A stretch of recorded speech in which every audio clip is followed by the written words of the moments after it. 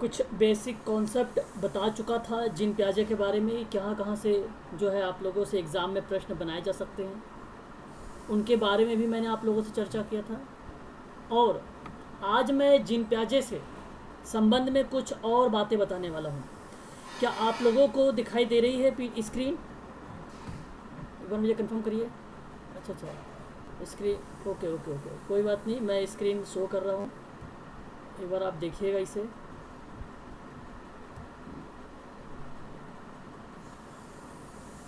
ज़रा बताइए, स्क्रीन दिखाई दे रही है आप लोगों को?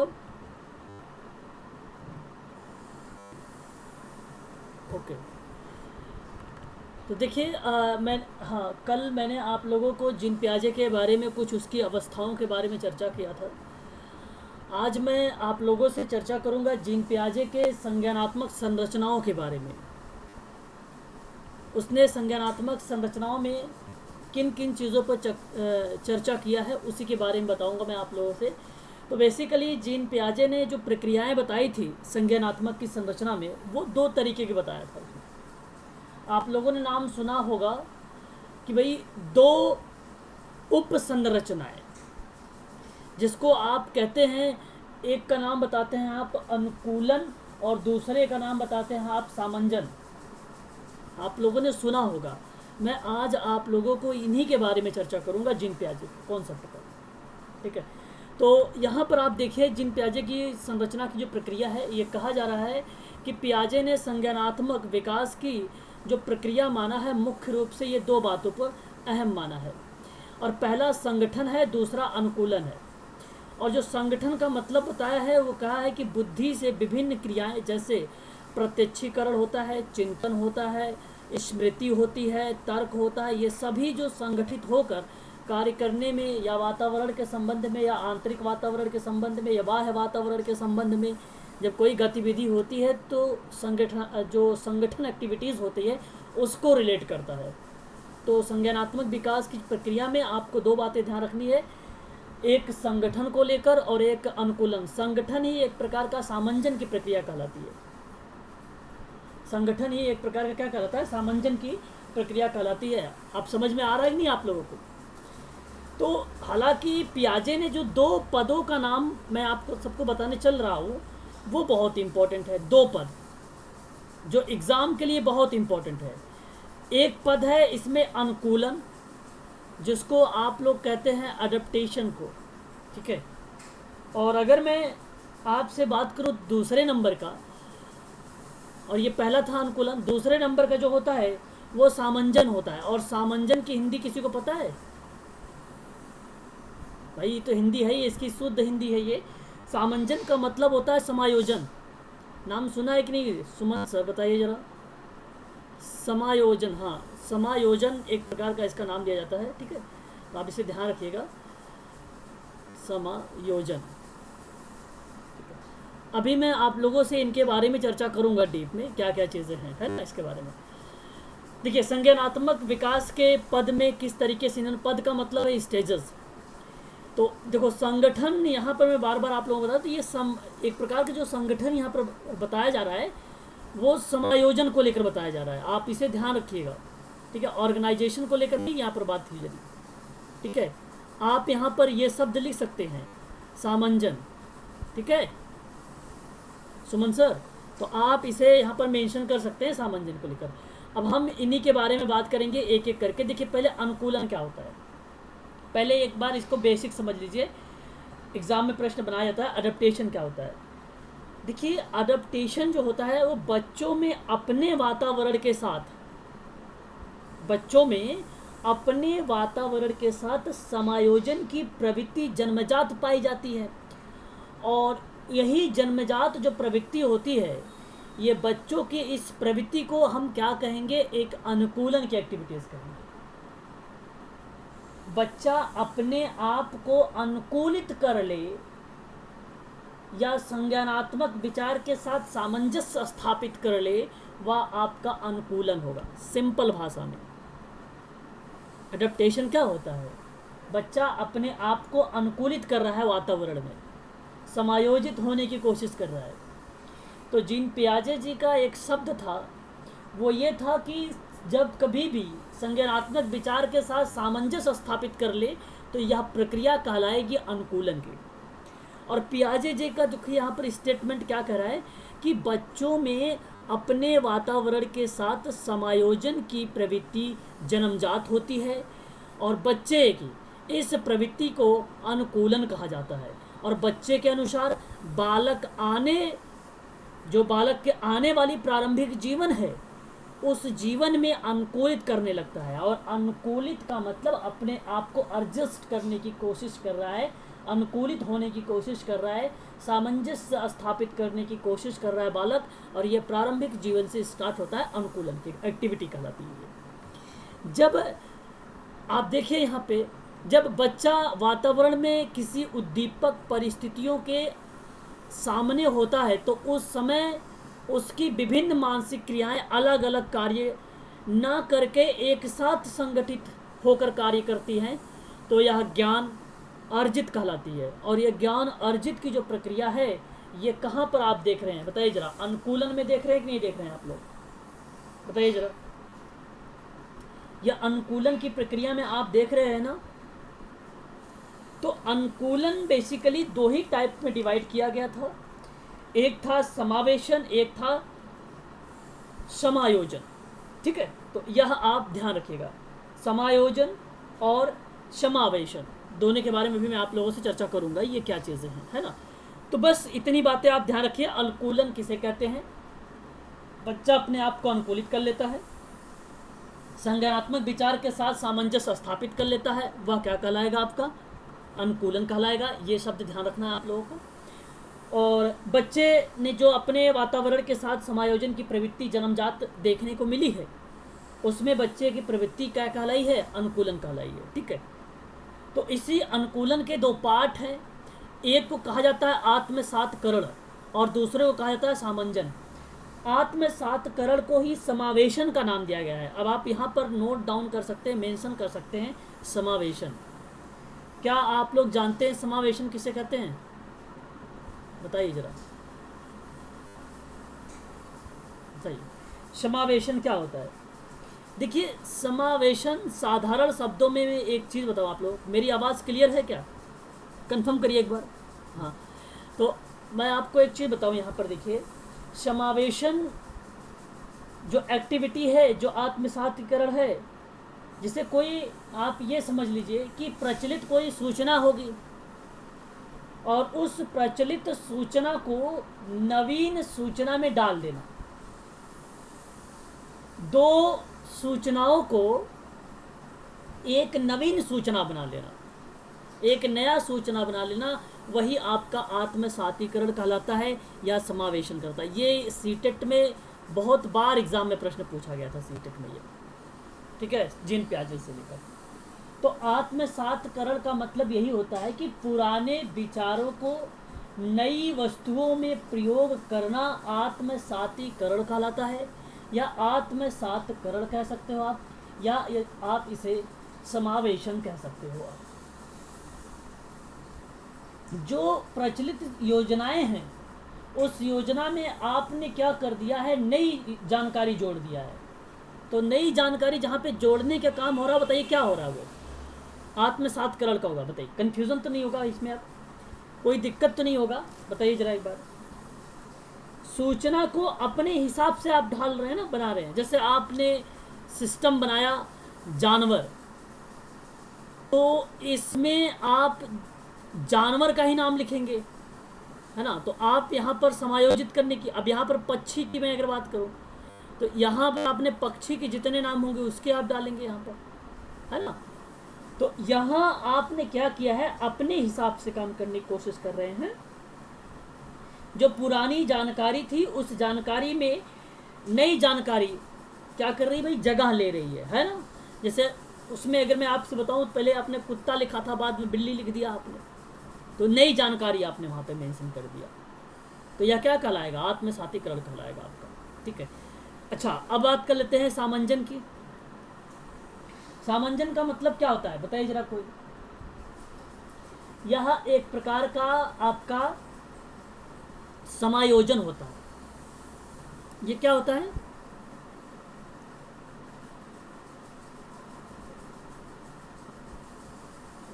समायोजन। ओके, अब इस समायोजन को आप ध्यान से सुनिए। देखिए, पहली बात तो ये कि जब कोई नई जानकारी के कारण पुरानी जो जानकारी है वो आपकी गलत हो गई, तो जानकारियों के विरोध उत्पन्न होने पर जानकारी को फिर से व्यवस्थित करना।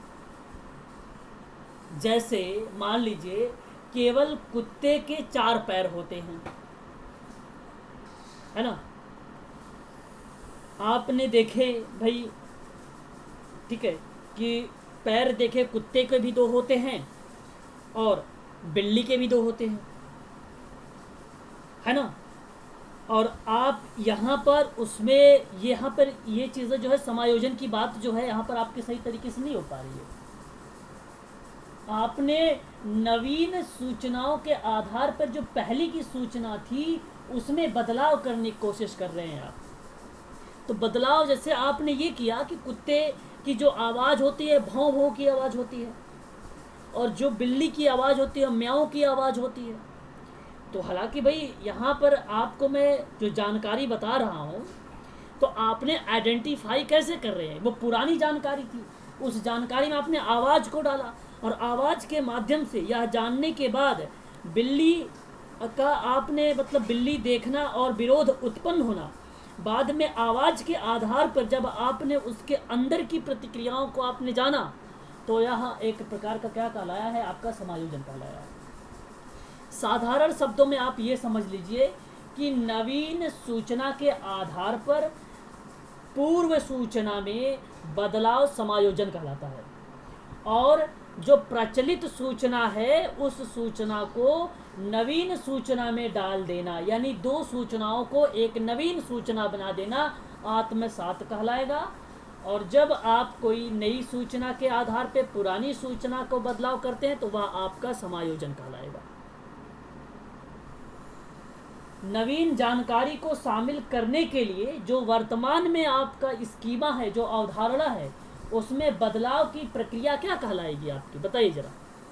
जो वर्तमान में आपकी स्कीमा है वो नवीन जानकारी को शामिल करने के लिए वो जो बदलाव की प्रक्रिया आपके अंदर विचार आ रहा है वो क्या कहलाएगी, बताइए जरा। आत्मसात कहलाएगी कि समायोजन कहलाएगी, बोलिए जरा, कंफर्म करिए भाई। हेलो, क्या कहलाएगी बताइए जरा, नहीं समझ में आया, बोलिए एक बार। हेलो, मेरी आवाज़ नहीं जा रही क्या आप लोगों के पास? हाँ सुमंत जी, हेलो, मेरी आवाज़ नहीं जा रही है क्या?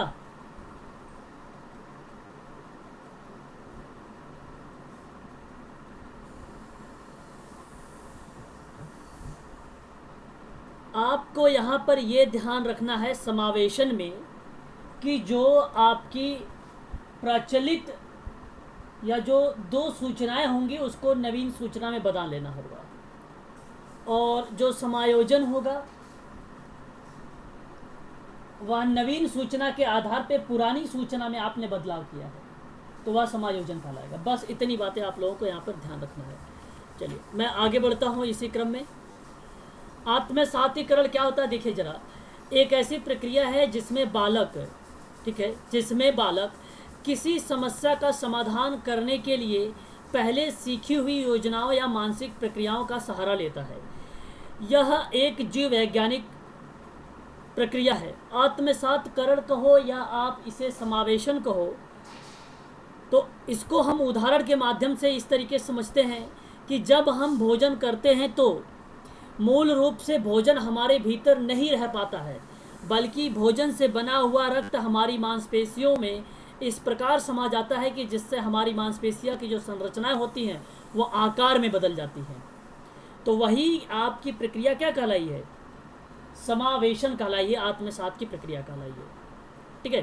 क्योंकि आपका जो प्रचलित सूचनाएं थी उसमें नवीन सूचनाएं हुई हैं, यानी 2 सूचनाएं हुई हैं, यानी 2 एक्टिविटीज़ हुई हैं, और दोनों गतिविधियों में जो संरचना में जो परिवर्तन हुआ है वो आपका क्या कहलाया है, तो आत्मसात कहलाया, समावेशन कहलाया। बस इतनी बातें आप लोगों को यहाँ पर ध्यान रखना है। ओके, और मैं आगे अगर बात करूँ आप लोगों से, पॉइंट नंबर देखो यहाँ पर आत्मसात में एग्जाम्पल जीन प्याजे के शब्दों में क्या कहा गया है कि नए अनुभव का आत्मसात करने के लिए अनुभव के स्वरूप में परिवर्तन लाना पड़ता है, ठीक है, और जिससे वह पुराने अनुभव के साथ मिलजुल कर संज्ञान को या संज्ञान के एक नए ढांचे को पैदा करना पड़ता है और इससे बालक के नए अनुभवों में परिवर्तित होता है। तो यह आपका क्या कहलाता है?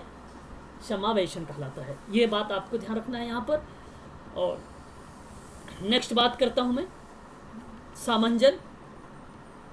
और सामंजन में मैंने क्या बताया था? मैंने कहा कि नवीन सूचनाओं के आधार पे जो पुरानी सूचना है उसमें बदलाव हो जाए तो वो समायोजन कहलाती है। वही है आपका क्या? सामंजन। तो यह एक ऐसी प्रक्रिया है कि पूर्व में सीखी योजना मानसिक प्रक्रियाओं से काम ना चलने पर समायोजन या सामंजन के लिए की जाती है। तो पियाजे जी का कहना था कि बालक जब आत्मसातीकरण कर लेता है या आत्मसातकरण कर लेता है और सामंजस्य की प्रक्रिया के बीच में जब संतुलन कायम हो जाता है, तो देखो यहाँ पे संतुलीकरण का भी एक शब्द आता है। मैं आपको एक चीज़ बता दूँ, जब आत्मसात और समायोजन जो है समावेशन कर लेता है, ऐसी एक्टिविटीज़ में समावेशन और समायोजन जब ये कर लेता है तो बालक में संतुलीकरण उत्पन्न होता है। तो यही यहाँ पर कहने की बात की जा रही है कि पियाजे जी का कहना है कि आत्मसातीकरण और सामंजस्य की जब प्रक्रिया दोनों के बीच में संतुलनकरण हो जाता है या कायम हो जाती है तो वह क्या कहलाती है?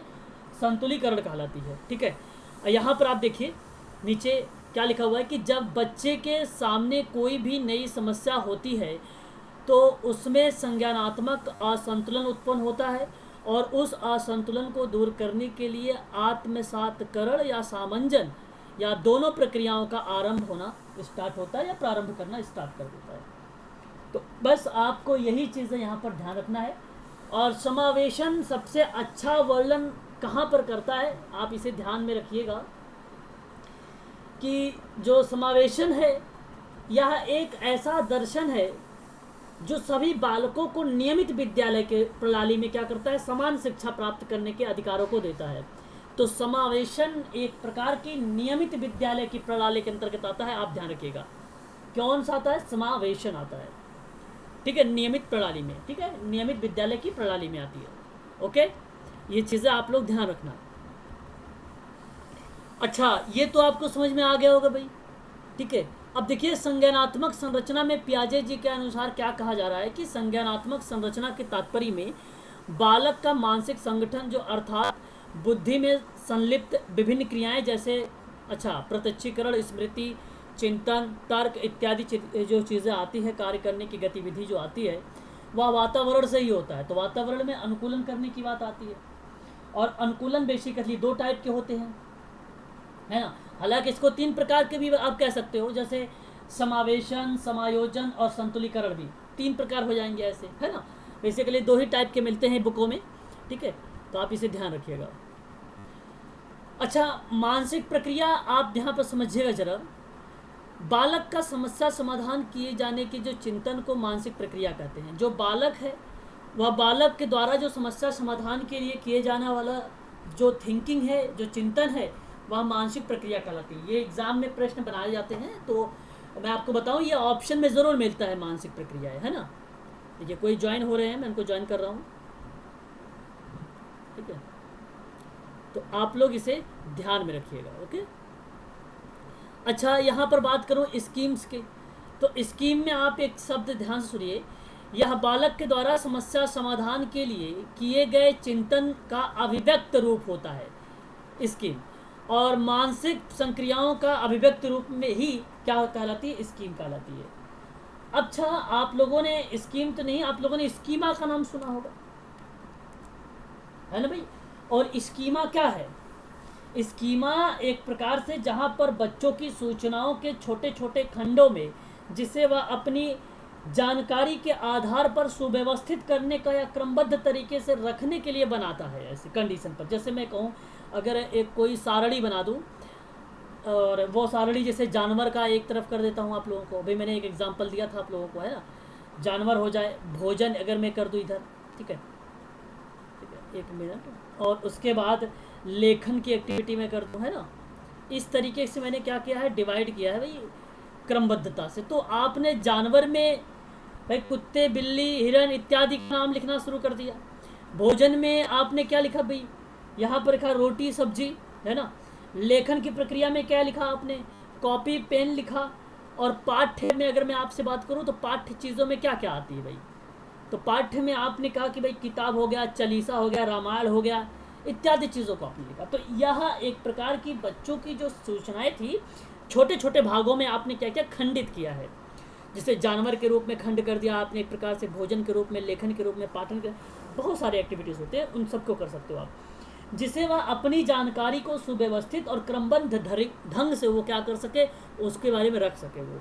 और वही है मानसिक जो संक्रियाएं हैं उसको अभिव्यक्त करने की, यही एक प्रकार की स्कीम कहलाती है, ठीक है।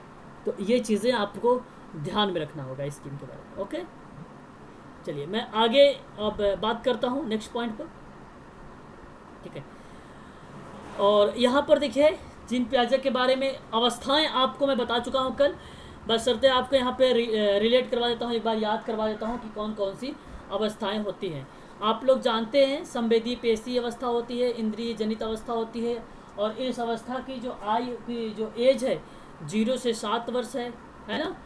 और जो प्री संक्रियात्मक अवस्था है ये 7 से लेकर 11 वर्ष तक है। ओके, हेलो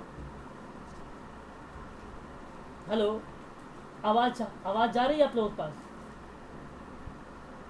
हाँ, तो यहाँ पर जो मैं आपसे बता रहा हूँ कि जो देखिए बात को समझिए, जो मैंने आपसे सबने कहा कि भाई संवेदीय पेशी अवस्था या केंद्रीय जनित अवस्था तो 0 से लेकर 2 वर्ष तक होती है, ठीक है ना ये। और पूर्व संक्रियात्मक अवस्था अगर मैं बात करूँ तो 2 से 7 वर्ष तक होती है ये।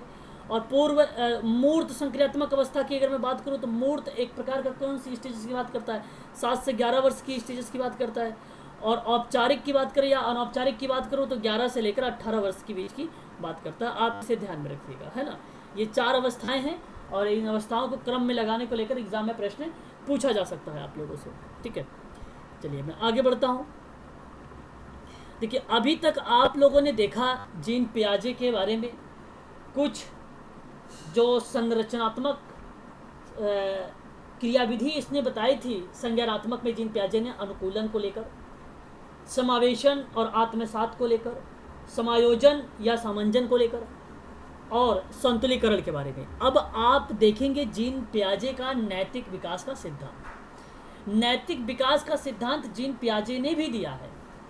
आप जानते हैं कि नहीं जानते इस बात को, बताइए जरा। और बहुत सरल भाषा में मैं आपको बताऊं इसका क्या था नैतिक विकास का सिद्धांत। लॉरेंस कोहलबर्ग का भी नाम आता है, ठीक है, जीन पियाजे जी का भी नाम आता है। देखिए जीन पियाजे जी ने कहा है कि कई प्रकार के सिद्धांत प्रस्तुत किए जाने पर और कई प्रकार के प्रयोग किए जाने पर इसने कुछ आर्टिकल्स में ये देखा कि संज्ञानात्मक विकास के बारे में और उसी संज्ञानात्मक विकास के दौरान में ही कुछ संबंधित उसके नैतिकता शब्द आते हैं। जैसे सबसे पहले नैतिक विकास के बारे में किस बंदे ने संज्ञा दी है, सबसे पहले नैतिक विकास के बारे में, तो आप अगर सबसे पहले की बात हो रही है तो आप नाम लगाएंगे उसका जीन पियाजे का नाम। लॉरेंस कोहलबर्ग बाद में आए हैं, बात समझ रहे हैं आप लोग। लॉरेंस कोहलबर्ग जो है बाद में आए हैं, ठीक है। तो जीन पियाजे जी का जो नाम होगा वो सबसे पहले आएगा यहाँ पर, ठीक है। तो जीन पियाजे जी का आप ध्यान रखिएगा। और इनके सिद्धांत में, इन्हीं का जो सिद्धांत था वो लॉरेंस कोहलबर्ग ने दिया, इनके सिद्धांतों को। तो जो जीन पियाजे का नैतिक सिद्धांत था उन्होंने क्या क्या बताया जरा उसको समझिए। आप लोग किताबों में बेसिकली 2 ही टाइप का मिलेगा, लेकिन मैं यहाँ पर आपको 4 टाइप के बताएंगे, 4 प्रकार के बताऊंगा। देखिए यहाँ पर पियाजे के अनुसार नैतिक अवस्थाओं को 2 प्रकार में डिवाइड किया गया है, आप देख रहे हैं। मैं आपको 4 अवस्थाओं में बताऊंगा, ध्यान सुनिए। देखिए जो पहली अवस्था थी आप समझ लीजिए, यहाँ पर अच्छे से समझिएगा, है ना। देखिए जो पहली स्टेजेस थी, 1 मिनट थोड़ा सा होल्ड रखिए।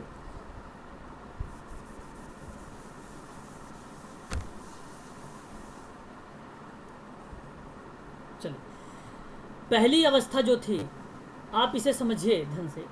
पहली अवस्था को इसने बोला था प्रतिमानहीनता की अवस्था। आप इसे कॉपी पर अपने नोट डाउन भी कर सकते हैं, है ना। ये ऐसा क्यों हो रहा है ये? अच्छा, आप लोग लिखते भी रहिए साथ साथ। पहला है प्रतिमानहीनता की अवस्था, और इस अवस्था की जो आयु बताई गई थी वो बताई गई थी 0 से लेकर 5 वर्ष, या आप ध्यान रखिएगा, ठीक है। और जो दूसरी अवस्था बताई गई थी वो बताई गई थी परायतता सत्ता अवस्था बताई गई थी, दूसरी अवस्था, ठीक है भाई। ठीक है, यहाँ पर आप देख रहे हैं परायतता या पर्यात आप कह सकते हो, ये भी शब्द बोला जाता है। और यहाँ पर सत्ता जरूर जोड़ेंगे आप लोग। ये दूसरी अवस्था थी सत्ता की। और इस अवस्था की जो आयु थी वो आयु थी कितनी वर्ष? वो थी 5 से लेकर 8 वर्ष। क्रम में लिखते चलिएगा आप लोग कॉपी पर अपने, है ना। बहुत इंपॉर्टेंट है, इसकी स्टेजेस को लेकर पूछा जा सकता है एग्जाम में प्रश्न आप लोगों से। और एक जो तीसरी अवस्था जीन पियाजे ने बताई थी वह अवस्था थी इनकी परायतता पारस्परिकता की। आप यहाँ पर ये देख ही रहे हैं शब्द परायतता, और इसके आगे लिख दीजिए आप लोग पारस्परिकता, ठीक है भाई। अभी आप लोगों को इसके बारे में इंग्लिश में भी मिल जाएगा, ठीक है।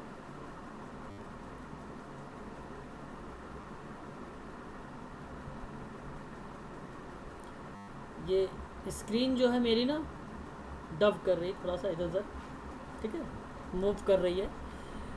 तो यहाँ पर आप ध्यान रखिएगा, जो परायतता पारस्परिकता अवस्था है ये 8 वर्ष से लेकर 13 वर्ष तक का है, ठीक है भाई। लिख रहे हो ना आप लोग? बताइए जरा एक बार। और नंबर 4 की जो है वो है स्वायत्तता।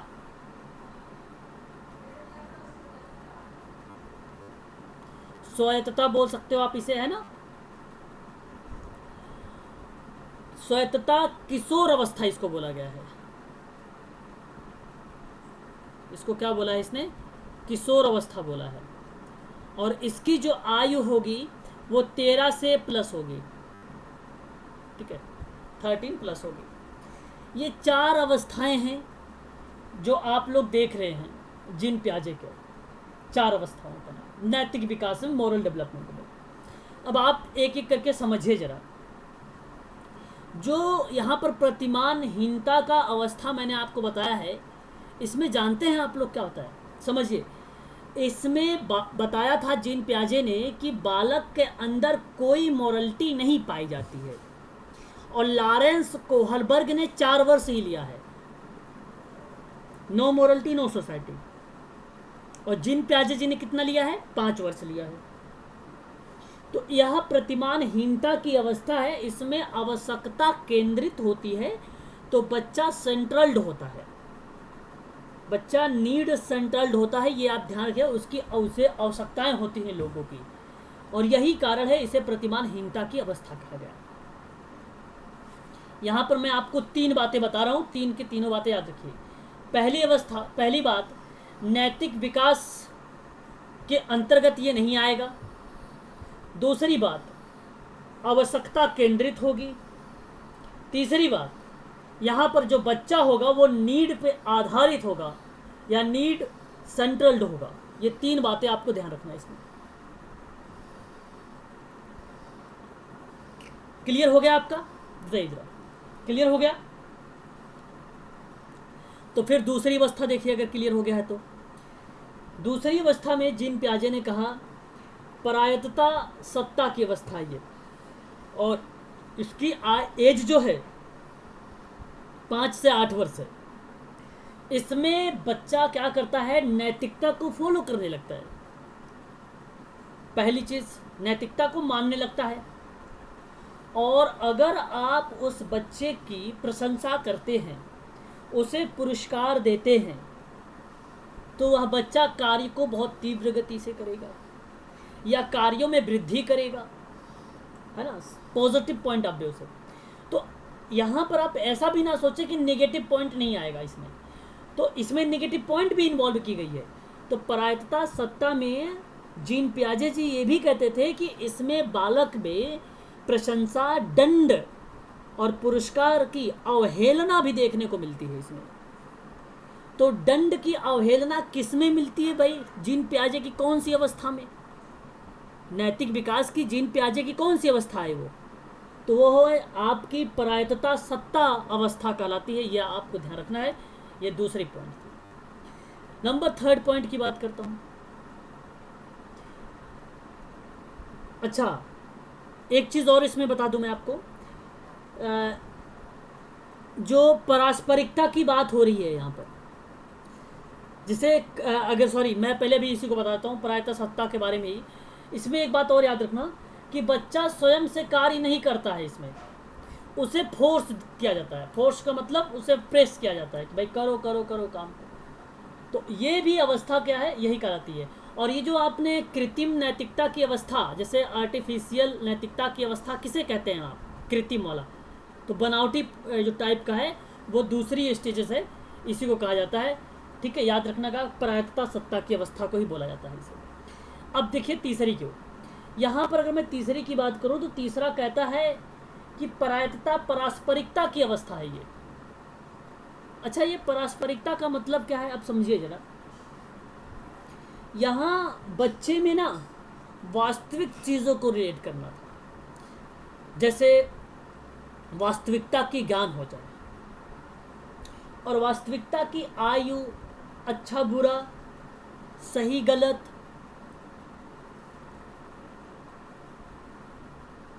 समझ रहे हैं आप लोग? बताइए जरा मुझे, समझ रहे हैं क्या? सही गलत, अच्छा बुरा, और इन चीज़ों की जो समझ है वो परायतता पारस्परिकता की अवस्था में आती है।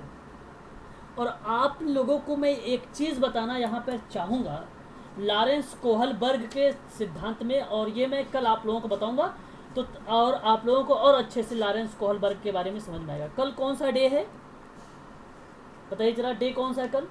कल फ्राइडे है। अच्छा, तो कल फ्राइडे है, फ्राइडे को मैं इसको करूँगा, फिर उसके बाद सैटरडे को आप लोगों का क्वेश्चन होगा, ठीक है, जिसकी मैंने बात कर चुका है सीरीज प्रैक्टिस पर।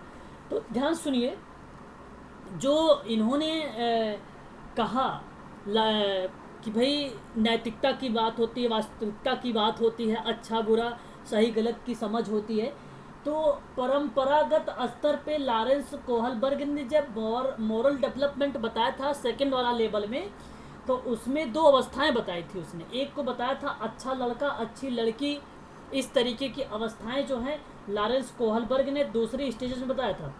लॉरेंस कोहलबर्ग का वह कौन सी अवस्था है जो जीन पियाजे की अवस्था से मिलाप करती है?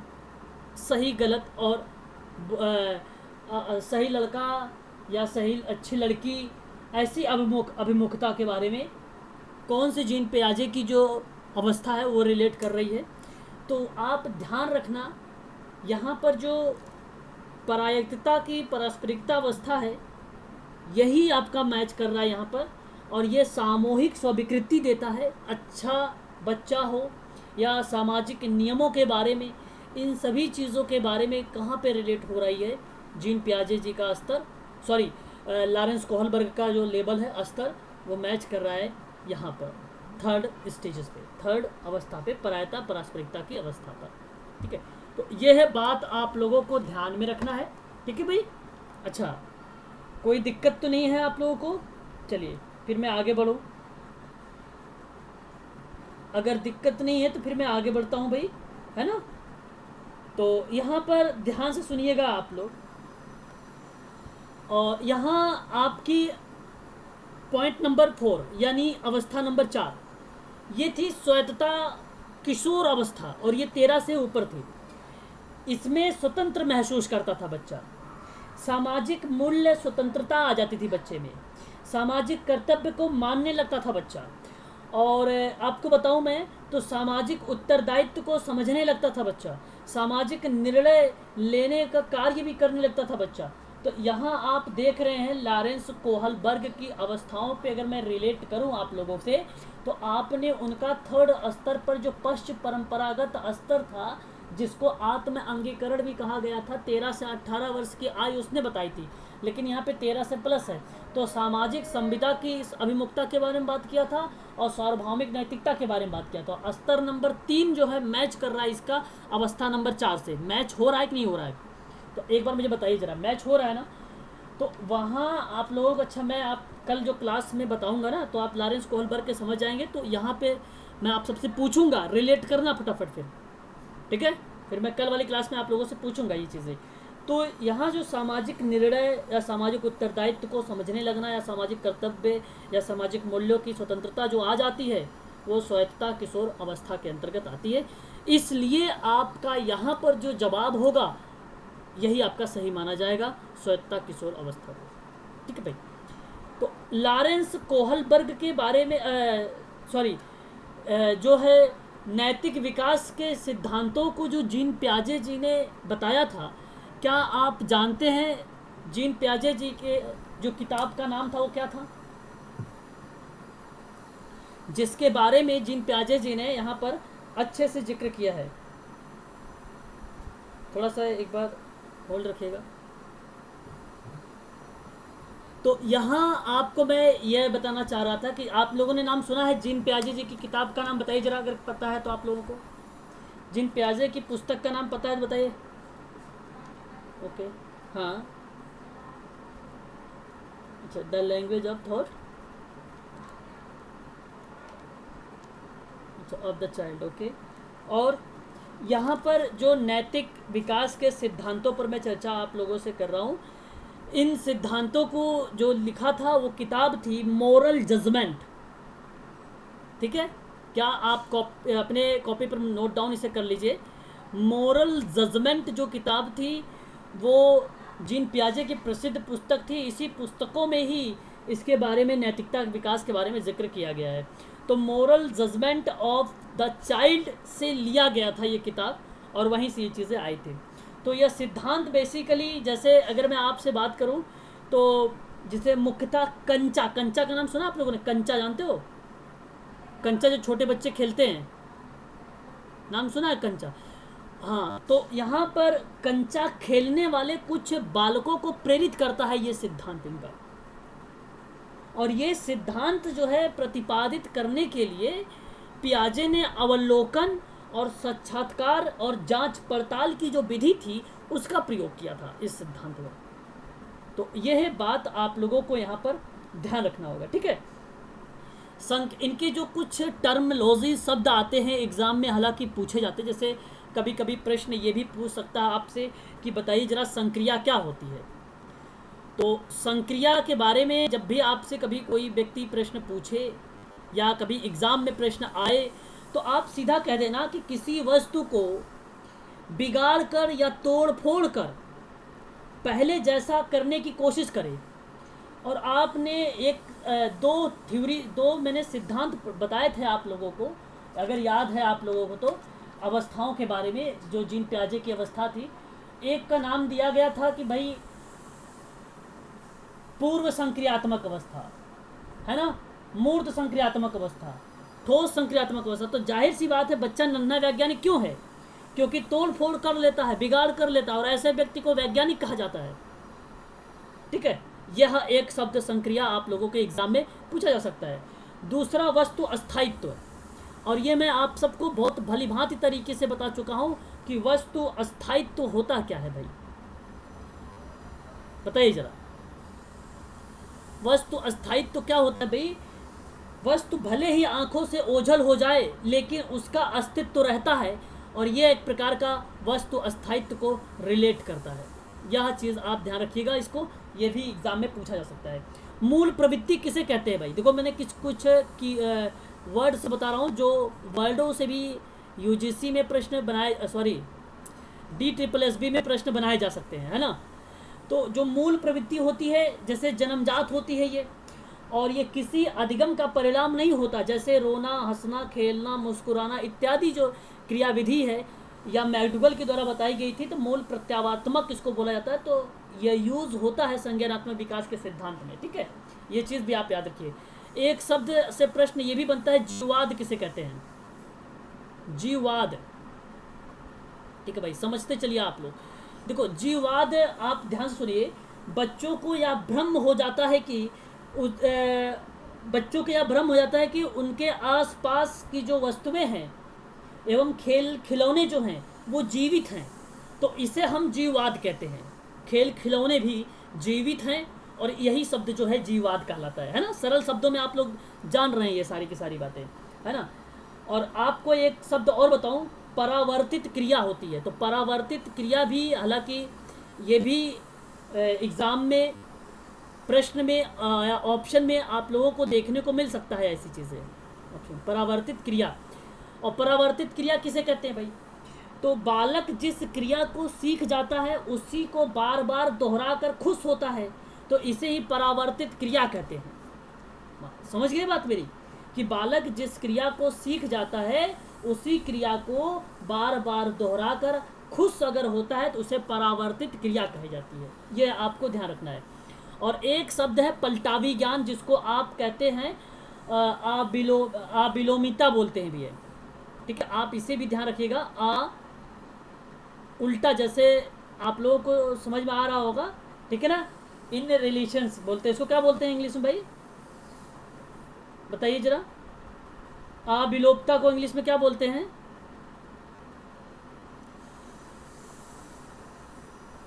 चलो। तो यहाँ पर आप देखिए, अविलोमिता का जो शब्द है, इस शब्द को आपको ये ध्यान में रखना है कि जब बालक शुरुआत बिंदु में होता है तो शुरुआती बिंदु पर वह क्या करता है भाई, दोबारा से वापस नहीं आ पाता है, तो इसे अविलोमिता कहते हैं। जबकि वापस लौट जाना विलोमिता कहलाती है। मतलब जब बालक जब शुरुआती बिंदु से आगे आ जाता है तो वह शुरुआती बिंदु पर वापस नहीं जा पाता है, अर्थात उसे अविलोमिता कहते हैं। जबकि वापस लौट जाना विलोमिता शब्द कहलाती है। यह चीज़ आपको ध्यान रखना है। संरक्षण की कमी में अगर मैं बात करूं या संरक्षण का अभाव की बात, तो आप ध्यान रखिए, मूल या शुरुआती जो आकृति है उनमें कोई भी परिवर्तन आने पर बालक शुरुआती आकृति को भूल जाता है, तो उसे संरक्षण का अभाव कहा जाता है। जबकि याद रख पाना केवल संरक्षण कहलाता है। ये आपको ध्यान रखना है। अनुकरण आप जानते हैं भलीभांति तरीके से कि बच्चे अपने बड़ों का जो है नकल करते हैं, हाँ। और इको सेंट्रिक मतलब अहम केंद्रित, बच्चे जो स्वभाव से स्वार्थी होते हैं और ये स्वार्थीपन की जो एक्टिविटी है अहम केंद्रित कहलाती है, ठीक है। एक गणितीय संक्रिया होती है, तो गणितीय संक्रिया जैसे जोड़ घटाना गुणा भाग सीख जाना, बच्चा इसी जीन पियाजे के सिद्धांत में ही साफ शब्दों में बताया गया है गणितीयों को लेकर। और वर्गीकरण जैसे क्लासिफिकेशन होता है, क्लासिफिकेशन का मतलब होता है कि समान वस्तुओं का एक समूह में बनाना जो दूसरी वस्तुओं के अलग कर सके, ठीक है। तो सम या विषम वस्तुओं को बना, जैसे मैं कहूँ 1 3 4 5 6 7 ये नंबर है, इसमें से निकालो जरा विषम संख्या कौन सी है, सम संख्या कौन सी है। तो जब आप इस तरीके की संख्याओं का निकालते हैं सम विषम करके, तो यह एक प्रकार का क्या कहलाता है आप लोगों का, ठीक है। तो उसे आप लोग ध्यान में रखिएगा, ठीक है। तो ये चीज़ें कहलाएगी आप लोगों की वर्गीकरण। एक शब्द इसी में अगर मैं बात करूँ तो कार्य कारण होता है। देखिए कार्य कारण जो होता है, ये चीज़ आप ध्यान रखिएगा कि अगर कोई कार्य हुआ है तो उसके पीछे कार्य कारण भी होना जरूर, मतलब कोई ना कोई कारण तो जरूर होगा, है ना। जैसे कपड़ा, अगर मान लीजिए कपड़े को अगर सुखाना है तो यहाँ पे कारण क्या है, कारण है धूप, कारण है धूप। तो यह एक प्रकार के अगर मैं बात करूँ तो कार्य कारण रिप्रेजेंट हो रहा है। ये एक बार सीटेट में प्रश्न बनाया गया था धूप को लेकर, यहाँ पर कपड़े अगर सूख जाते हैं तो यह एक प्रकार से कार्य कारण से संबंधित जो है जीन पियाजे का ही क्वेश्चन था वो, ठीक है। अभी मैं जो सैटरडे का जब आप लोगों को क्वेश्चन लेकर आऊँगा तो वो भी प्रश्न उसमें मेंशन होगा, ठीक है। कुछ क्वेश्चन सेटेट के भी होंगे। स्कीमा आप जानते हैं, जो छोटे छोटे खंडों में डिवाइड कर देता है, सुव्यवस्थित कर देता है, वो चीज़ें होती है। और संगठन वो होता है जिसमें बच्चे अपनी जानकारी को स्कीमा में भेजने से पहले उन्हें अपने हिसाब से व्यवस्थित करते हैं, तो वो संगठन होता है। बच्चे अपनी जानकारी को स्कीमा में भेजने से पहले उन्हें अपने हिसाब से व्यवस्थित करते हैं, तो वह संगठन कहलाता है। याद रखिएगा, सोशल ट्रांसमिशंस मतलब होता है सामाजिक संचरण, और सामाजिक संचरण जो होता है बच्चे में समाज की जो अंतःक्रिया के द्वारा नहीं, बल्कि खुद की सक्रिय होकर जानकारी में फेर बदलाव कर देना, यह आपका सोशल ट्रांसमिशन कहलाता है, सामाजिक संरचना कहलाता है। ठीक है, तो अभी आप लोगों ने देखा है यहाँ पर कि किस तरीके से moral judgement of social child जो है, जिस किताबों में जीन पियाजे जी ने ये बातें कही कि नैतिकता के विकास को लेकर कि परायतता सत्ता की अवस्था, प्रतिमानहीनता की अवस्था और परायता पारस्परिकता की अवस्था, किशोरावस्था, इन सारी अवस्थाओं के साथ साथ मैंने आप लोगों को जीन पियाजे के संबंध में कुछ शब्द थे, उन शब्दों के बारे में जिक्र किया है, और मैंने उसकी संरचनाओं के बारे में आप लोगों से बताया है कि जीन पियाजे की संरचनाएं क्या है। जैसे आत्मसात क्या होती, दो सूचनाओं को एक नवीन सूचना में बना लेना, तो आत्मसात कहलाएगा। समायोजन क्या कहलाता है, जहाँ पे नई सूचना के आधार पर पहले की सूचना में बदलाव कर लेना, समायोजन कहलाएगा। वही सामंजन कहलाता है, एक प्रकार का, है ना। जब समावेशन और समावेशन ही आत्मसात कहलाता है। ये दोनों जब एक प्रकार से अगर मैं बात करूँ तो सामंजस्य बन जाए या समन्वय बन जाता है, तो ऐसी कंडीशन पर क्या स्थित हो जाता है, संतुलीकरण स्थिति आ जाती है। ठीक है, और मानसिक अवधारणा, मानसिक प्रखंड, व्यवहार एवं सूचनाओं को इकट्ठा करने को हम क्या कहते हैं, स्कीमा कहते हैं। आप लोग इसे ध्यान में रखिएगा। ठीक है, समावेशन का सबसे अच्छा वर्णन कहाँ पर मिलता है, तो यह एक दर्शन में मिलता है, जिसमें नियमित विद्यालय प्रणाली में समान शिक्षा को प्राप्त करने का अधिकार को रिप्रेजेंट करता है समावेशन। तो समावेशन का सबसे अच्छा वर्णन नियमित विद्यालय की प्रणाली में देखने को हम लोगों को मिलता है। ठीक है, और कल वाली जो क्लास होगी आप सबकी लेव वाइगोत्स्की पर होगा। ठीक है, तो आज के लिए हम लोग यहीं तक क्लास करेंगे भाई।